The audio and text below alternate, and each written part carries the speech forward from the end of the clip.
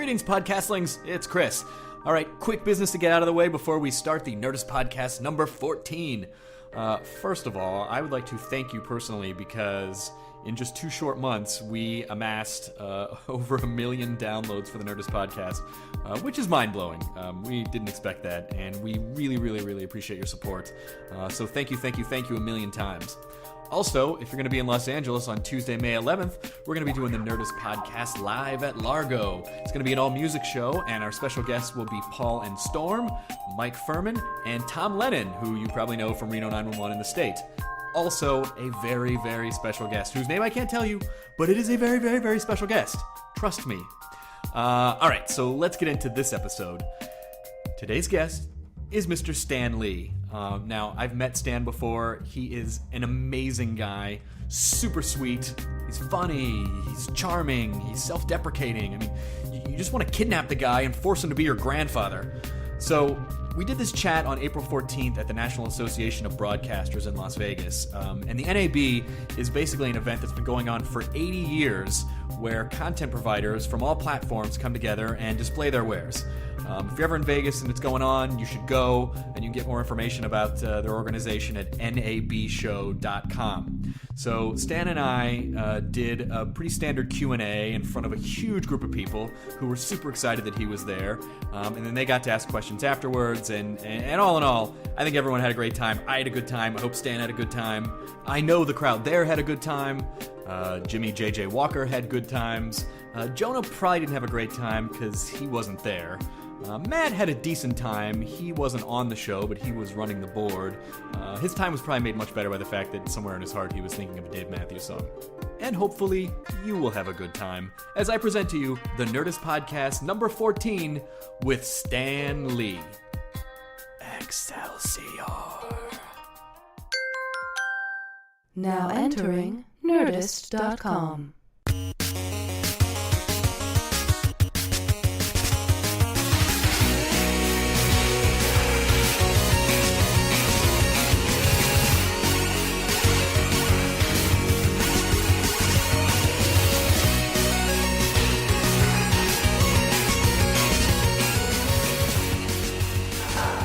Please welcome Chris Hardwick and Stan Lee. Hello, everybody. Hi. I don't like you getting as big an introduction as I did. You know, we'll talk later. I don't know. To be fair, I think in the contract I got 3 less sentences than you, so you're still the main guest. Also, how do you like me being an opening act? You know, the first guy to warm up the audience till the really good ones come Till the along. magician comes out. Yeah. Well, that's the way it goes. Thank you guys for coming out at 9 o'clock in the morning in Las Vegas. How about thanking me for coming out this early? Oh. Jeez, think it was easy? We'll get to you, Stan Lee. I'm afraid of that. So, Stan, you were born to the name Stanley Lieber. Stanley Martin Lieber. Stanley if Martin you please. Lieber. Mm-hmm. Okay. And then you changed your name to Stan Lee because there was this idea that comic books were sort of at the bottom of the cultural totem pole. So can you just give us a little concept of what it was like to go into comics in the 1940s? Sure. Actually, I changed my name because the cops were after me. Okay. But that's another story. In the 1940s, being in the comic book business, I was like Rodney Dangerfield. You got no respect. I mean, I'd go to a party with my wife, and somebody would come over. Hey, what do you do? I knew what was going to happen, so I'd say, I'm a writer, and I'd try to walk away. And they'd say, oh, what do you write? So I'd say, magazine stories, and I'd walk a little further, and they'd keep following. Finally, I had to say comic books, at which time the person would turn around and walk away. Of course, now it's different. Now I'm in a room somewhere and somebody says, wait a minute, that's Stan Lee. Excuse me, President Obama, I got to talk. Yes, exactly. Why did comic books have such a stigma attached to them? Well, I can only tell you what my publisher told me. in those early days, in the late 40s, 50s. Stan, don't use words of more than 2 syllables. Don't give me talk about characterization and plot. Give me a lot of action. I want a lot of fight scenes, because our readers are either very young kids or illiterate adults. And that's what the publisher thought of the public, of his readers. So nobody ever thought that anybody who was educated would read a comic, you know. And that was the business I was in, you know. Terrible. But obviously it worked out pretty well. So when did you start to notice that, oh wait, actually comic books, this is actually a viable career. This can actually be my primary career, that I don't have to be ashamed of it? Well, it really started with the Fantastic Four. You know, when you're in conversation this way, I never know whether to look at you or look at the people. So I'm trying to do both. I'm sort of an equal opportunity in the television biz, we cheat out. That guy wants you to look at him. All right, I'm looking at him. Anyway, the question was, when did I know? See, I like to summarize these things for you. I know you have a short interest span. When did I realize that we were on? Wait a minute, aren't you Stan Lee? I'm sorry, I just checked out for a second. We were on to something, right? It was after the Fantastic Four. That was the first book we did where I said, the hell with it. I'm going to try to let them talk like real people might talk and react to each other and have personalities and so forth. And I was trying to be realistic in the sense, if Johnny Storm, the Human Torch, don't go telling anybody, right. If Johnny Storm was going to drive a car, it wouldn't be a whiz-bang V8, it would be a Chevy Corvette. And if they were going to go to a movie, they wouldn't go to the Bijou, they'd go to the Radio City Music Hall.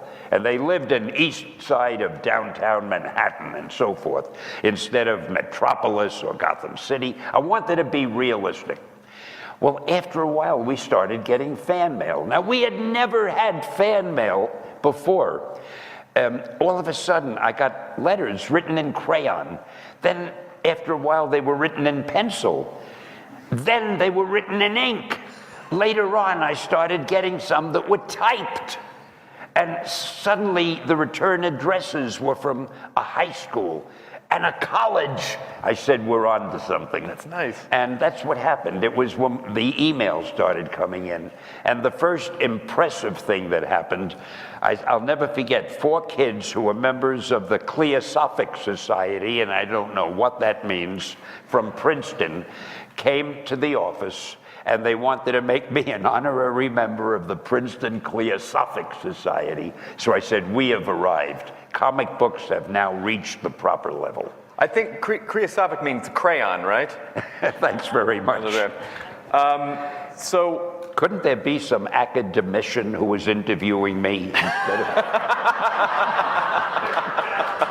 I'm sorry. Stan Lee, in conversation with me is what I meant. He said this was going to happen. You know, I was going to bring this up a lot later in the interview, but I've been following your tweets as a loyal fan would, and that makes you a brigadier. See, I have my own brigade. I'm a brigadier. You're all welcome to join, but you have to start as privates. Later on, I may give you a battlefield promotion, but that comes in time. I think automatic promotion for getting in line at 8 o'clock in the morning at the convention center for everyone. But so I'm also friends with Craig Ferguson, and I talked to Craig last night, and I know that you guys have a Twitter war that is afoot. And I spoke to Craig so I could get a statement from him to see what he wanted to contribute. And Craig said, Stan, I respect your legacy, I respect your talent, and I will destroy you. The man doesn't know what he's up against. So what were the early, I'm just curious to know what the early comic book conventions were like. What were the early Comic-Cons like? Oh, they were a lot different than they are today. I don't know how many of you have been to a comic book convention lately, but the way they used to be, they were all kids, little kids, and occasionally you'd see an adult or two, the parents who the kids dragged to the place because they were too young to come by themselves. Now, all you see are grown-ups with a few kids that they couldn't leave at home because they couldn't get a babysitter. And it's a totally different thing. And for example, the biggest convention is the one in San Diego. They get over 150,000 people there, I think. And it's all movie people, television people, media people. You wouldn't understand that. I don't know what those words are. Later. Yeah, no, I don't know. And they're all looking for the next hot movie, the next hot TV show, and the poor kids, they're outside with their noses pressed against the window, wishing they could get in. Do you think that's, I mean, I know it's good for the business as a whole, but do you think it's bad in the sense that, comic books aren't necessarily, an underground phenomenon anymore? They are so mainstream and corporate. I mean, is that good? Is it bad? What do you think? I don't know. No, I don't think it's bad, because people can, young people, old people, they can still buy them and read them, and they can still enjoy them. And I was exaggerating a little bit. They can still go to comic book conventions no matter what their age. When you say corporate, they were always corporate. I mean, comic books, even in the early rotten days, were owned by companies, by corporations. It's just that now they're more respected because everybody realizes if I read a comic book and I think it's good, there's a good chance it'll be a $200 million movie in another few years. That's the thing. It seems like, when you were first making comic books, you obviously weren't thinking, I wonder how this is going to look in a shot. Like, you were just trying to tell a story. How do you know what I was thinking? I own a TARDIS. I traveled back in time and spoke to you 60 years ago. TARDIS, 3 people, Doctor Who. So, I mean, what's your process like when when you're sitting down to, when you come up with this character, any character? What's the process? Does it just kind of come to you in the shower, or do you sit down and say, I'm going to make one of the biggest comic book heroes ever today? Well, years ago, when I thought of things, I wasn't thinking it'll be one of the biggest comic book hero. I was thinking, I hope the book sells, so I'll keep my job and I'll be able to pay my rent every month. And that was about as far as your aspirations went in those days. Now, of course, if I think of something, I say, hey, this would make a good movie, and I think it'll be a great line of toys, and a TV series is certain to follow, and, you think a little bit higher level. This guy would look great on jammies, something you might say. Yeah. Do you have any tales from the Stan Lee rejection bin? Are there some characters that you were excited about that you could just never just make work, or, that you really wanted to work? Now, this will sound terrible, but every one of them worked. I mean, well, you see, I never had a rejection, but it's not as good as it sounds. I'll explain. I was the editor-in-chief. I was in charge creatively. I'm also my biggest fan. So if ever I would come up with an idea, I'd say, gee, that's great. And I'd say, let's do it, because I was the guy who said, let's do it. So everything that I did, I thought was terrific. And so I got no rejections, because I would have been the rejecter, and I'm not going to reject my own stuff. Right. I don't know if that answers your question, but I'm trying to be, you can tell, I'm trying to be as honest and forthright with you people as possible, and I hope it's appreciated. So what is it? I think they appreciate it. Thank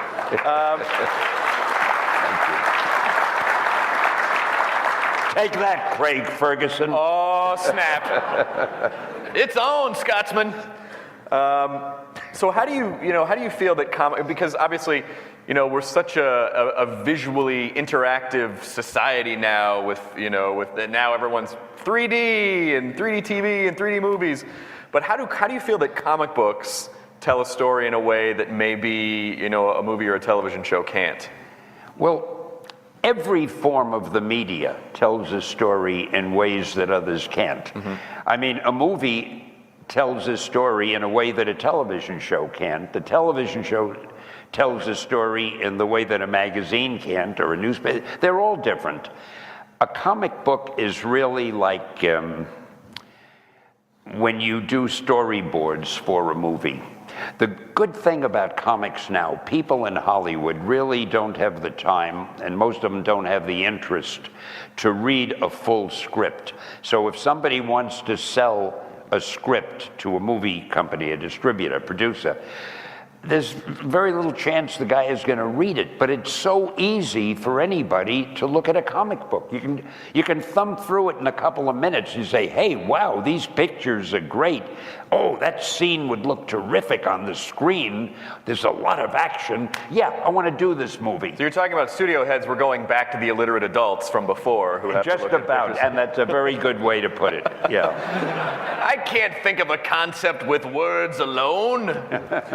Well, I mean, I have a lot of friends who tried to sell scripts and they couldn't, and so they said, well, I'll just make it into a comic book, and then they ended up selling It's just the way it happens, yeah. I wish I had stayed in comics. What an idiot I am. Shows you how smart I am. When comics are bigger than ever, I'm not doing, oh, well, I am doing some, come to think of it, yeah. So that's okay. Well, yeah, I mean, you have POW Entertainment. POW is working with a company called Boom. Mm-hmm. We're doing some comics. And of all companies, the Archie company, we're doing a new kind of superhero for the Archie books. And we just did a comic book that's doing very well in Japan called Ultimo. And it'll come over here as a movie or a TV series soon. And we're doing a cartoon in Japan, an animated cartoon called Hero Man, which will probably come over here sooner or later. And we're very big in Japan. The Chinese are jealous, but I'll make time for them later. And I forgot what the question was. Hey, I got to tell you something. Doesn't matter. No, I got to tell you something. Please. I've done in conversation with a lot of people. Mm-hmm. You're really good. What? No, you really are. Are you kidding? This guy is good. Are you? Come on. All right, that's all. All right. I was only kidding. That's all I get.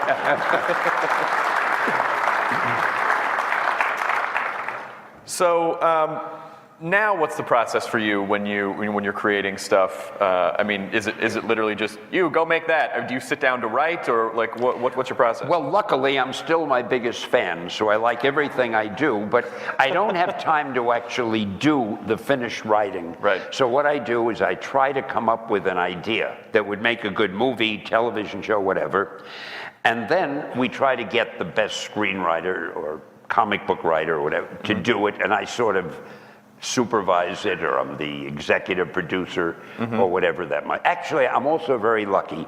I have a partner, a fellow I work with named Gil Champion, who had been a really terrific producer years ago, and now he's part of the management team of POW Entertainment.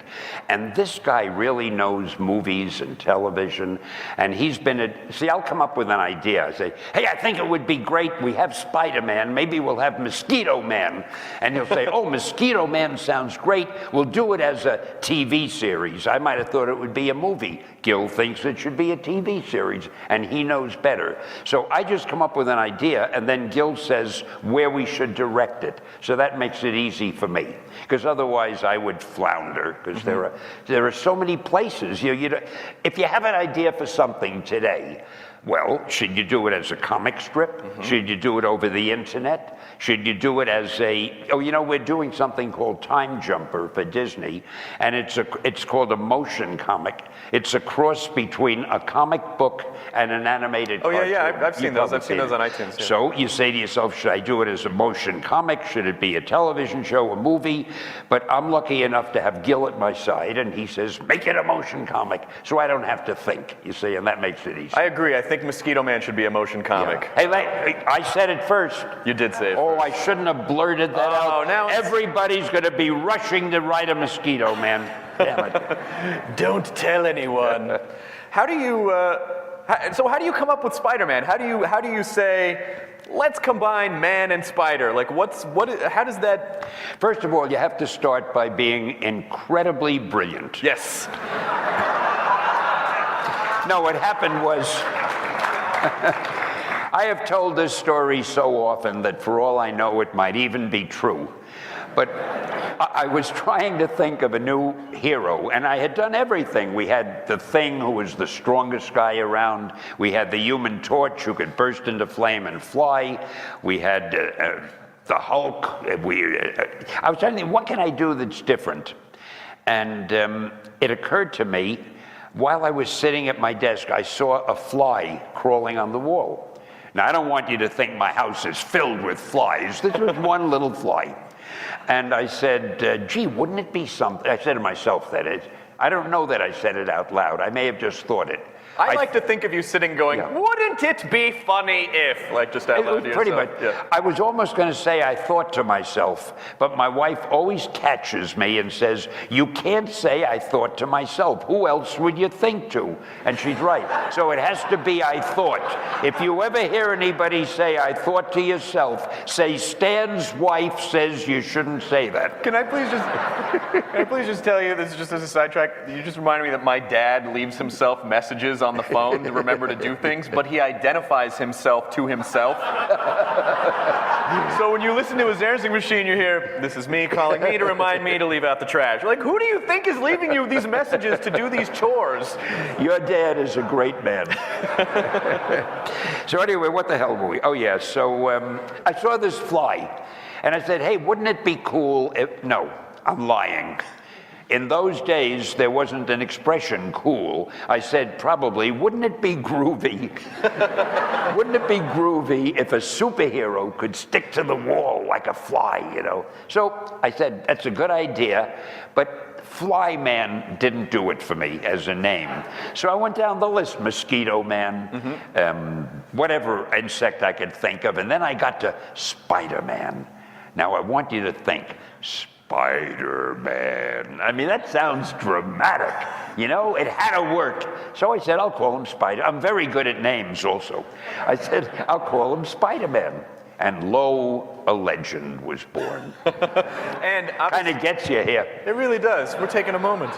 Now, when you finally, when they started making the movies in the early 2000s, it's already weird to say that. But in the early 2000s, when they made the first, of the new Spider-Man movies, did you watch it and go, yes, this is exactly, because before that, film technology wasn't in such a place where it could look the way that it did. So did you feel like it really would have taken that long to make that film? Well, my first thought was, yeah, this is going to make me famous. But after that, no, I thought it was a great job. Sam Raimi really kept it true to the spirit of Spider-Man, and he only made one blundering mistake, but I forgive him for it. I understand how it was. He didn't make me play the part of J. Jonah Jameson, the irascible newspaper editor, and I was born to play that role. Just like I'm amazed they don't have me playing Odin in the Thor movie, but hey, that's another story. Did you even audition for it? You could've... No, they didn't even let me audition. Gave them my one lousy cameo and then goodbye. When are we going to see I want to see a full-length Stan Lee feature film. I want to see starring Stan Lee. Some idiots are doing a documentary. Some idiots.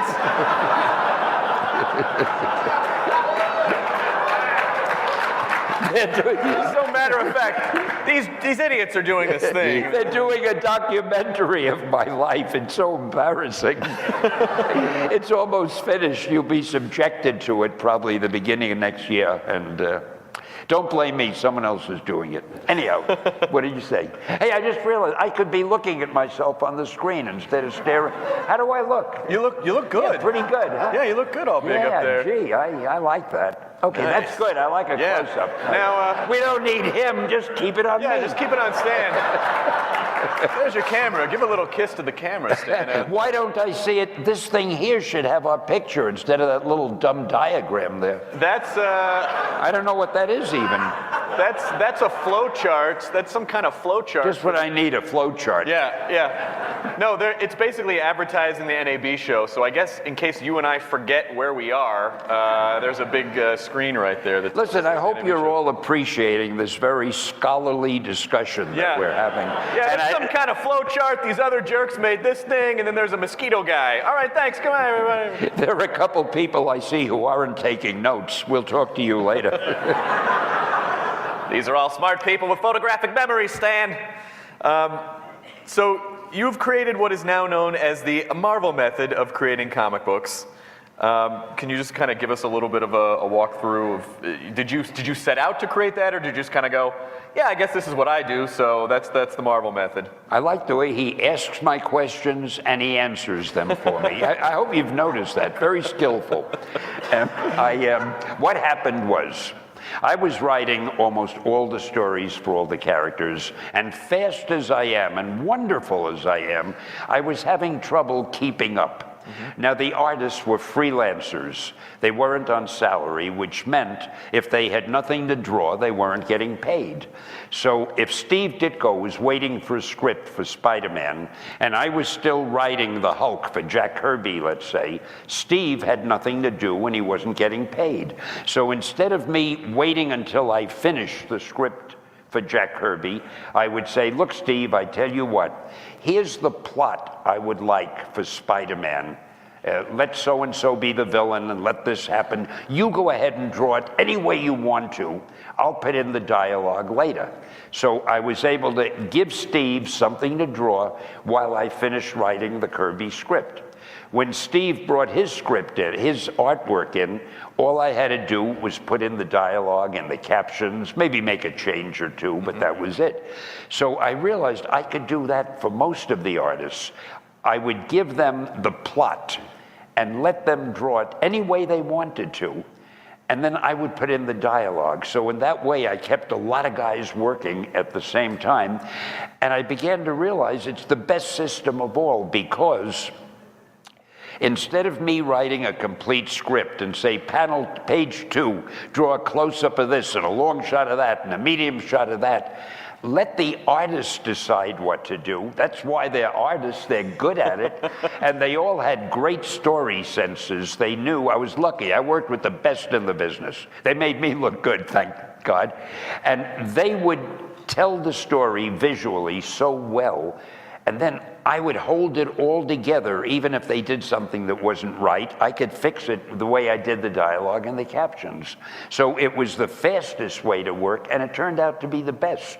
I was getting the best of the artist, and they were always getting the best of me, so that never changed, and it turned out pretty good. I mean, it's amazing. It's an amazing approach, and an approach that just does not happen enough in the business, where they say, hey, let's let these creative people do what they're supposed to do creatively. Everything is so micromanaged now. I mean, do you think that it's possible for us to get back to a place where they're letting artists create work without having to go through marketing people? And it's not a case of a place, it's just a case of who's in charge. If someone is in charge, whether it's a movie, a television show, a comic book company, or anything, if they're smart enough to be able to recognize who's really got talent in a certain area, and let those people go and make the decisions in the area that they're good at, then that's the way to do it.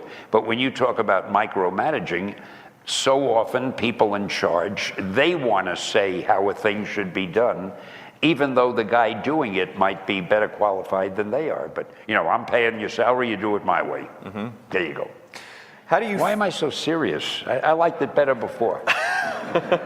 You liked it better before when I was answering questions I was asking you. Yeah, I like the way you answered them. Stan, how do you feel you created Spider-Man? I'm going to guess you said that it was when you saw a fly on the wall. Like, I'm the worst interviewer ever. By the way, I just want to make sure, is this a 45-minute panel? I want to make sure we give time for people to do Q&A. I gotta go. Oh my God, Stan, wait. Puff of smoke, you're gone. Does anyone, do we have an hour or do we have 45? We take an hour. All right, lady in the front that doesn't work here.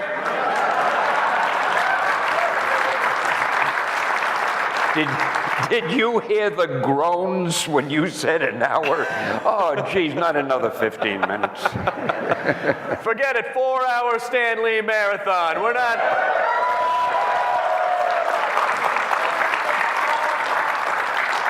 There's nothing else to do in Vegas at this hour. You need to stay inside where it's air conditioned. Nothing to do in Vegas. Wait, I have to talk to you after the show.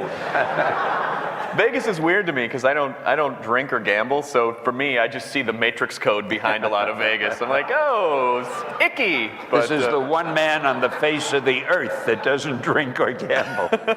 Oh, I'm not saying I never did, but at one point I did it for 3 or 4 lifetimes. So we do it now. And now let's take a moment and talk about our feelings. So I was showing you the iPad back in our speaker cubicle. Yeah. So how do you feel that? How do you feel technology is helping or changing or maybe hurting comics? Oh no, nothing hurts anything. Everything changes things. I think there'll always be comics, just the way there'll always be books, there'll always be movies, there'll always be television. I remember when TV first came out, everybody said, oh, that's the end of books. Nobody is ever going to read a book. They're going to just stay looking at their TV screen. There's still a book business. There will still, whether this is good or bad, I don't know, but there'll always be comics. They may not be as big as they were, or they may someday be bigger than they were. You know, a lot of these movies that are based on comics make people who enjoyed the movie want to go and read the comic book series. So it works both ways. One hand washes the other. And I love technology. I don't understand it. I'm no good at working anything. But I love the idea of all these new things. And all that they do is keep people interested in all the new ways of looking at a story or being involved in a story. And with video games, they're part of the story. So it's a fascinating age we live in. It really is. It's really cool. Like, yeah, the Marvel app on the iPad, when you swipe across, it takes you through the panels like you're actually reading the comic book, which is a completely different experience than you would have before. And wait till you see Time Jumper. Yes. You haven't seen that When yet. is that? When is Time Jumper coming Because you'd be raving about it if you had seen it. I got to mention that it's a Disney co-production with us. Time Jumper is, you can see it on your telephones now, and eventually it'll be all over. They're wondering whether they should make it a TV series or a feature film or That's why you got Gil. Gil's going to make that That's call. right, Gil figured that out. Gil's going to make that call. G-I-L-L. He spells it G-I-L-L. Good note. He gets Everyone get very that? upset if you get it wrong. Double L. G-I-double-L. And there's a whole story behind that, but that'll be for another interview, for another conversation. Sam, we got 3 more hours. You might as well tell the Gil story. Well, I want to... Yeah, we have about 15 minutes left. I just want to make sure that we get a few questions from the audience. And I don't want to that'll destroy me. I don't want. They've been waiting for their chance to get even. There's just some of the Ferguson army plants are in the audience. Ferguson rules, and he's going to run out. Anyway, good victory, sir. All right, I think I covered mainly everything that I wanted, so I don't want to be selfish and take up all your You're time. better off than me, though. You got all your notes on a piece of paper. I I'm didn't follow standing any here, of them, to be helpless, honest with you. unarmed. The only thing I followed was the Craig Ferguson quote that I wrote down. Thanks a lot. Yeah, exactly. All right, this gentleman was spry and got to the mic first. What is your name, sir? My name is Marcelo. I'm from Houston, Texas. Marcelo from Houston, Texas. And what is your question for Mr. Stan Lee? Well, first of all, Stan, I've been reading Marvel since 1973, since I was 8 years old, and I love comics. I have like 10,000 of them. My question is specifically what got me into comics at that time, now this is a real geek question, was the whole movement in the horror comics. And Marvel did that whole spin on horror comics where, you know, it wasn't just the monster, it was the human behind the monster. And of course that kind of went away in as we get towards the 80s. I'm just sort of curious on your spin on the whole monsters in comics and Marvel, especially the Marvel monsters. What do you think the future is there? All right, so Marcelo was a huge horror comic fan. The reason that he's repeating it, even though I look as though I'm perfect in every way, my hearing isn't as good as it used to be. I could hear you, but it's hard for the words to focus through the microphone. So he'll repeat it, so don't be offended. It's not that I'm not listening. Go ahead. What the hell did he say?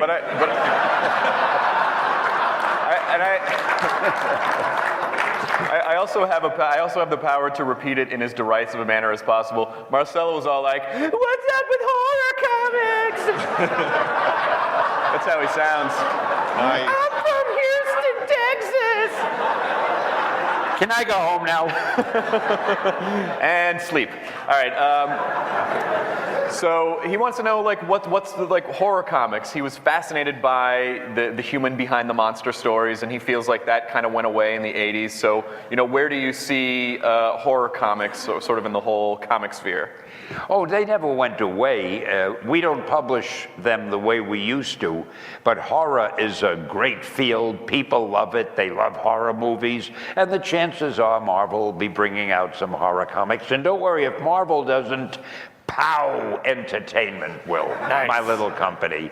So keep your eye peeled for the new horror. All That's a right. good Thank idea. you. I hadn't thought of horror. That guy is all right. I'm That going to do guy- a horror book, yeah. That guy's onto something down there in Texas. Thank you. And then Marcella was like, "You should make a horror comic." I make him erudite.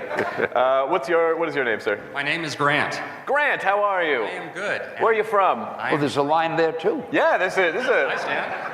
we're kind of double fisting audience style here. Well, we better go fast because there's a lot of people. Yes, what is your My friend, name? I feel like we're having an Alex Grant? Trebek moment here. I'm from Wheeling, Illinois, in Chicago. You're from Illinois? Okay, Illinois. Great. Okay. Hi. All right, you guys can fight out in the hall. We got a question, man. All right. Actual question. Well, first I want to say I'm glad you called him Spider-Man and not Spider-Boy because he was technically in high school. You could have called him Spider-Team, but I can't tell people I read Spider-Boy, so thank you for that. First He was very thankful that you didn't call him Spider Boy because he was technically in high school. I got to tell you, I hate little junior sidekicks, There's no way I would have called him Spider-Boy. These annoying Robin-sized sidekicks. I used to think if ever I were a superhero, there's no way on God's earth I would pal around with a teenager. At the very least, people would talk. Yeah. That is borderline illegal.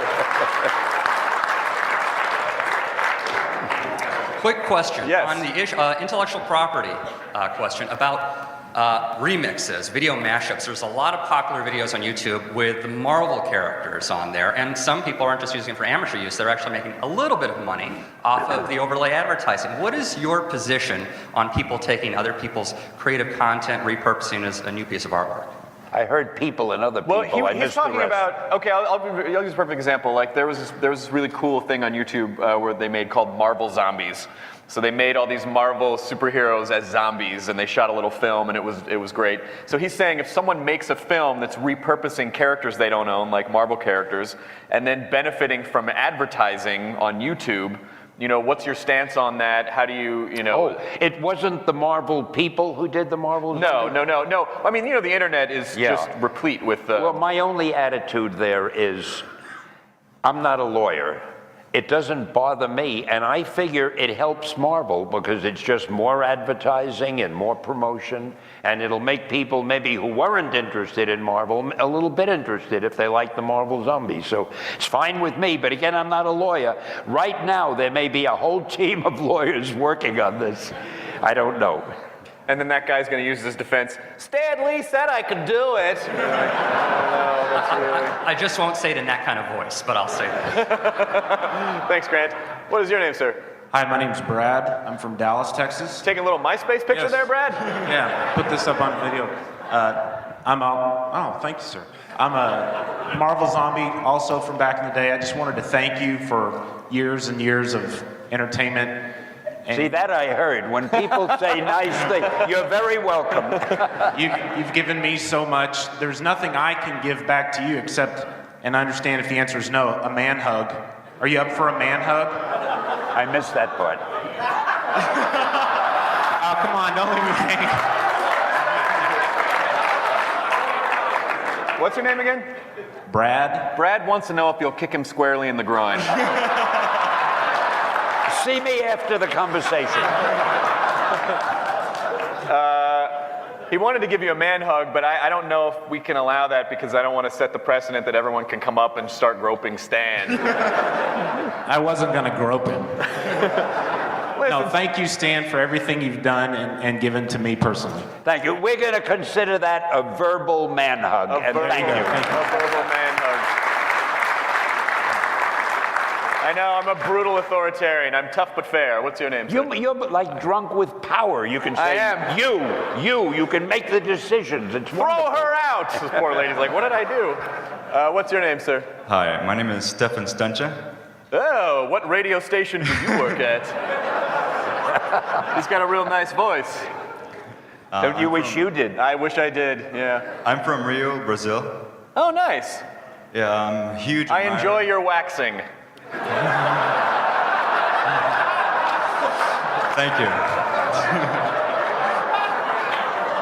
He's from Brazil. I've been keeping track. You laughed a little louder at what he said than at what I've been saying. You're all in trouble. What's your question? First of all, thank you for all of that he said, and Oh, good. probably because of comics, I dedicated my life to be and do good.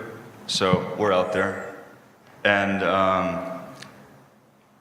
first of all, I admire the way that not only you started all the comics, but the way you kept into it and you still develop, and it's still helping everyone. I think what he's saying is that he's inspired by the fact that you never gave up. Like it's clear that you love what you do and you've continued to make comics after all these years. Well, that's not exactly it. You see, my wife is very extravagant, and I haven't been able to give up. But thank you very much. I'm starting a bit of a comic book and cartoon show myself, and I wonder what an aspiring artist or writer should do or where to go, since everything is so closed these days. He wants to know, as an aspiring writer, artist, what should he do to try to break into the business, because he feels that it's very closed off to new people. So is there anything you can do? It is very difficult. As you can imagine, everybody wants to write comics now because A, it pays pretty well, but B, if your comic book turns into a movie, it's pretty good for you if you've created and written the character. So you're competing with some of the top writers in America. And I'd say about the only way you can become a writer for comics now, at least for a big comic book company, is to write something in another field that does well. Like if you write a novel that sells well, and then you go up to the office and you show the editor, look at that, I've got this novel. He figures, well, you're a pro, I'll give you a try. But just somebody who really has no credit, so to speak, to come up to the office, unless you're a friend of the editors or there's a real unusual circumstance, it is difficult. An artist is different, because if you're an artist, you can show a drawing you've made, and in a second, the editor can tell, wow, this is great, I want to use this guy. But you can never tell if writing is great unless you sit and you read the whole damn thing, and nobody has time to do that. And that's why it is tough for a writer today. Sorry. No, and I'm sorry to have to say that, but it really is. But honestly, I mean, especially now with technology, I mean, you can create your own stuff. You can put it online. People can see it. I mean, I feel like we're in a place where young artists and young writers have the ability to show their work in a way that was never possible. He's right. If you can team up with an artist and write something and have the artist draw it and then put it on the web somewhere and have people notice it, that is one way. I mean, it's a long shot, but that is one way that it might work. I mean, obviously there's a lot of content on the internet. There's a lot of people making stuff, but ultimately, good stuff rises to the top. I mean, it cuts through that din. So, just start making it. I would say don't ask questions, just start doing it, would be the advice that was not asked of me. Sorry. Thank you. Just realized, this is not my panel at all. What am I doing? I don't know what I'm doing here either. All right, thank you very much. Thank you. What is your name, sir? Paul Kim from San Diego. Good morning, Paul Stan. from San Diego. Yes, I'm one of those folks who goes to the Comic-Con things. When he says, what is your name, do you get a little nervous? Like if I say the wrong name, he may not talk to me. Oh, I'm sorry, you're not Paul. Next. So Paul Kim from Digital Production Buzz. We are the makers of the official podcast for the NAB show. And a quick question, basically, I wanted to get your thoughts on the NAB show and the wonderful digital tech geeks that you see here in this room. He wants to give your impressions of the NAB show and just the the tech geeks that you see in the room. Well, I got to tell you, you've been one of the best audiences and most tolerant audiences I've ever spoken to. I think you guys are great. I don't know who you are, and with the bright light, I can't really see you. But your reactions are great, and you seem happy, so that's very important. See, if he's happy, I know I'm doing okay. I'm 100% happy. This was I don't know if Craig Ferguson is happy. Well, war is not happy between you and Craig. No, this is a dream come true for me. What did you have a question? Oh, well, so I wanted to get what his thoughts were about the NAB show, which he provided. Sure. Also, are you going to be around later for... drinks? Yeah, drinks, cocktails, a little gambling. That's what it sounded like it was going. He wants to know if you're hanging out at the show later. No, as a matter of fact, right after this, I have to fly back to LA because there's this much work that has piled up, and it was a great sacrifice on my part to come here, but I couldn't give up a chance to impart some of my knowledge, some of my talent, a little of the greatness that I'm able to bestow upon you. I felt I owed it to you, and the expressions on your faces, which I can't see, is reward enough for me. So we have time for a couple more questions. What is your name, sir? My name is Stephen McCall. That's correct. Yes, I knew it. Okay, well, my question is that, Stan, a lot of people look up to your superheroes that you created as role models. There's Spider-Man and its emphasis on... I heard Iron Man. Spider-Man and its emphasis on power and responsibility. There's X-Men and their whole themes of tolerance and social justice, and it was made in the civil rights movement. All right, wait. Let me go back to chapter 1. He was saying, he's talking about the superheroes you've created. So Spider-Man focuses on power and responsibility, whereas X-Men focuses on tolerance. Yeah. Do you feel any way responsible for the impact your characters have had on the readers? Oh, he's saying like the characters as role models. What do you feel about the impact that they've had on young readers as actually, I should be responsible, I should be tolerant, that kind of thing? Well, all I can tell you, to be serious for a moment, which is rather painful, a lot of people do come over to me and they say, gee, I want to thank you for the stuff you wrote years ago because it meant so much to me and it affected my thinking and when I was unhappy and confused and I read these stories and I felt better. I'm not sure how that happened because I wasn't trying to write therapeutic stories, but if people felt that way, I'm very glad about it. With Spider-Man, with the X-Men, there was an underlying theme of anti-bigotry, but that was an underlying theme. I was really mostly trying to just tell an exciting story. And with Spider-Man, I was, again, trying to tell a story that people would enjoy reading. But I find no matter what you write, people read things into it that you may not even have consciously put there. And if you found any elements in these stories that were good or beneficial or good for you, I'm delighted. I don't know what else to say. That was good. And that's unusual for me. I think we have time for one more question. Okay, thank you. First of all, Stan, an absolute pleasure to be able to speak to you today. My name is Tim. I'm all the way from Henderson, Nevada. He just offered it. Tim's from Henderson, Nevada. Mm-hmm. Just a little ways away. What I wanted to ask you about was Disney's acquisition of Marvel. And this week, I think the Disney Store announced that they were going to have Iron Man merchandise in the stores. And you can have your opinion on how good a fit that is and how it benefits both Disney and Marvel. He's asking about your opinion on Iron Man being in the Disney stores and Disney's acquisition of Marvel. Does that... I think the Disney acquisition of Marvel is a very good thing. The people at Disney are very smart and they're very powerful. and they know enough to let Marvel do what Marvel does. They don't interfere. But now Marvel has all of the weight and power of the Disney distribution machine and all the things that Disney can offer. A lot of people think, oh, now Spider-Man is going to have Mickey Mouse ears. It's nothing like that. Nothing will change except for the better. Marvel will do what Marvel does, but they've got Disney behind them, supporting them. And I've worked now with the Disney people for a few years, and I've got to tell you, they're great. They're very creative, they're very understanding, they know the market, they know what they're doing, and it's a good thing. It's nothing to be concerned about if you like Marvel.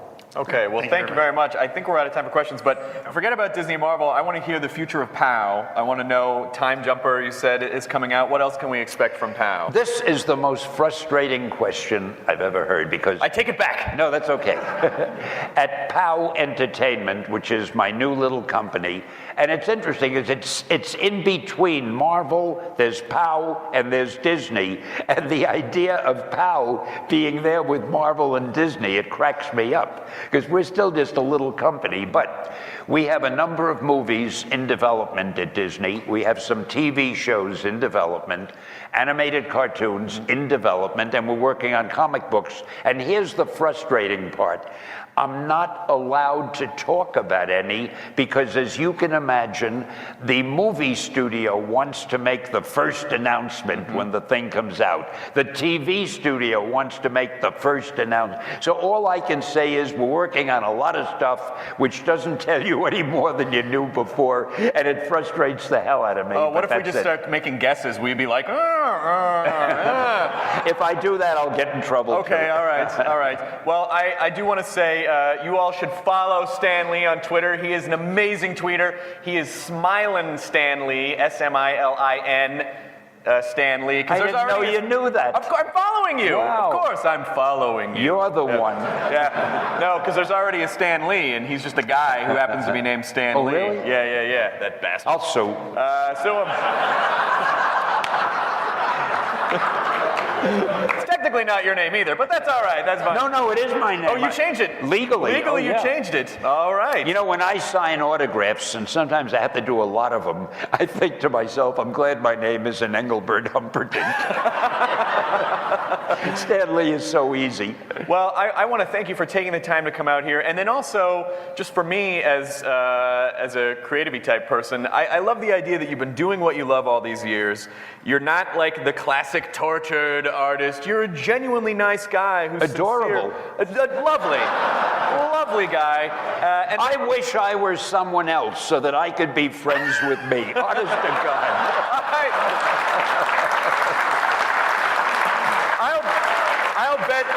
I'll bet you envy me for being able to meet you for the first time. Boy, you are the luckiest guy.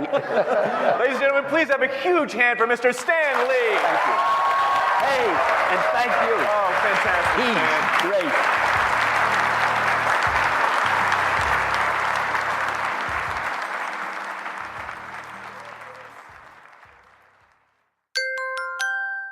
Now leaving Nerdist.com.